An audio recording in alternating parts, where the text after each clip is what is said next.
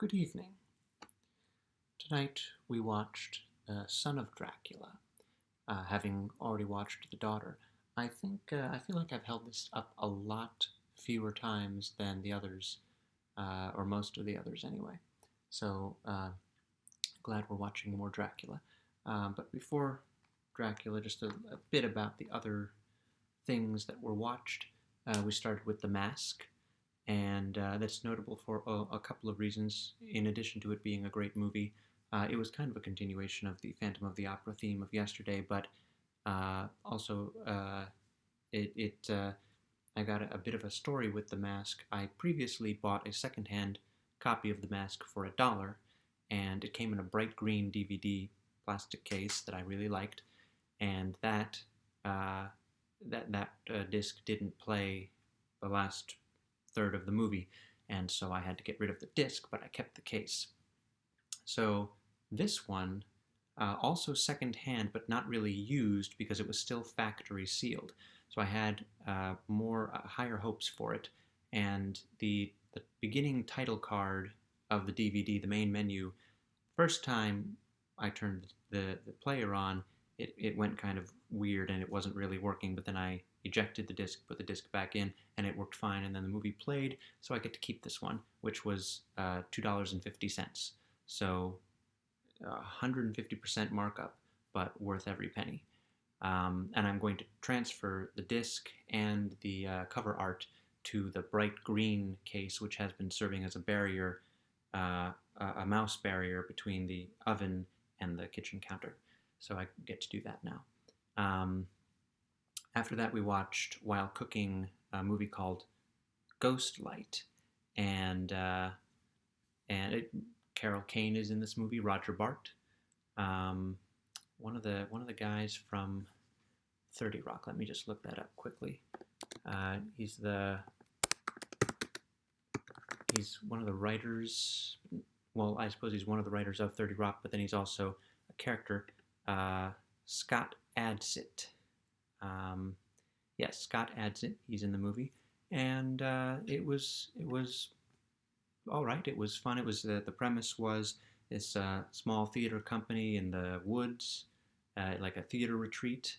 They're putting on a production of Macbeth, and they go into the history of why you can't say Macbeth, and naturally their production of Macbeth faces some supernatural things, and it was interesting. It's another one where it seems to come out of nowhere, but enjoyable watch, and again with the theater theme from Phantom yesterday. And then we moved into the vampire movies, and we started with the Hammer horror movie Horror of Dracula, Christopher Lee's first appearance, I think, at least on film, as Dracula.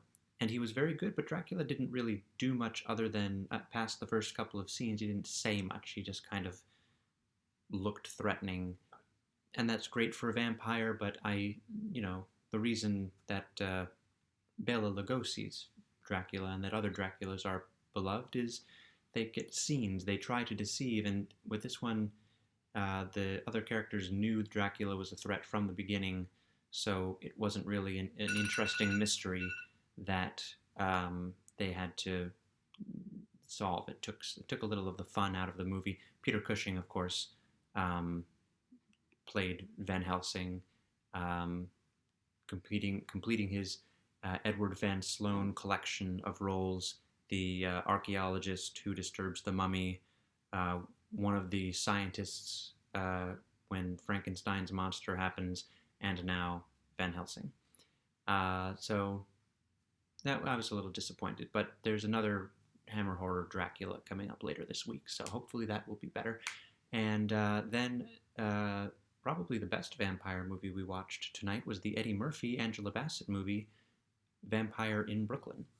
And Eddie Murphy, very funny, also when he wants to be quite threatening and charming and suave and smooth, which he's been asked to do that fewer times in his career than to be goofy and hilarious. And he is goofy and hilarious. He can do that really well, but I watched this, and he was a very scary vampire. He didn't do the vampire actually is human in many ways and can love. He was a pure He was charming and seductive, but he was.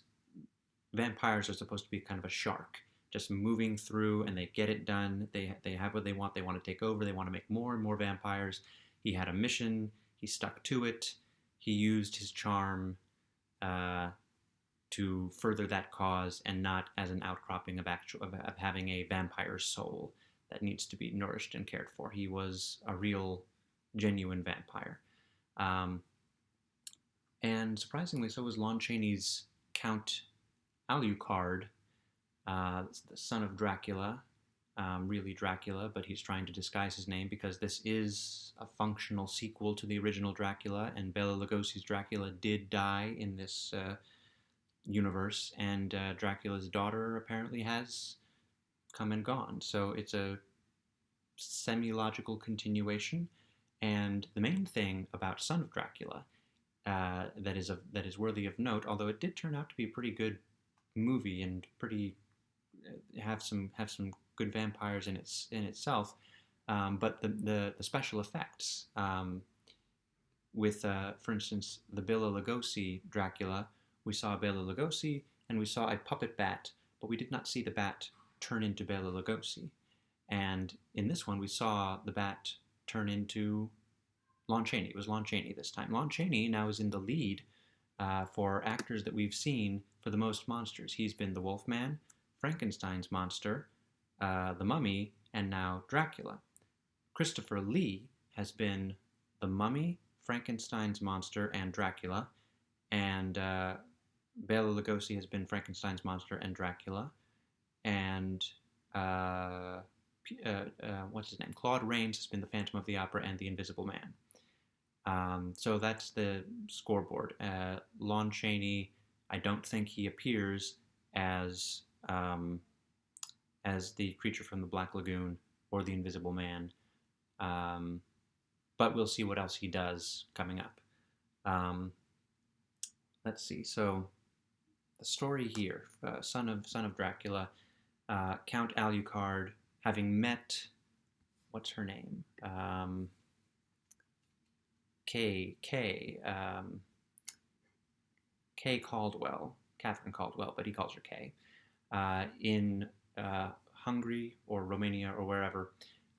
He moves to, I think, is it London? I don't know. It's never clear if it's London or America in these things. I think they're Americans trying to do Southern Belle, so that means it's America this time.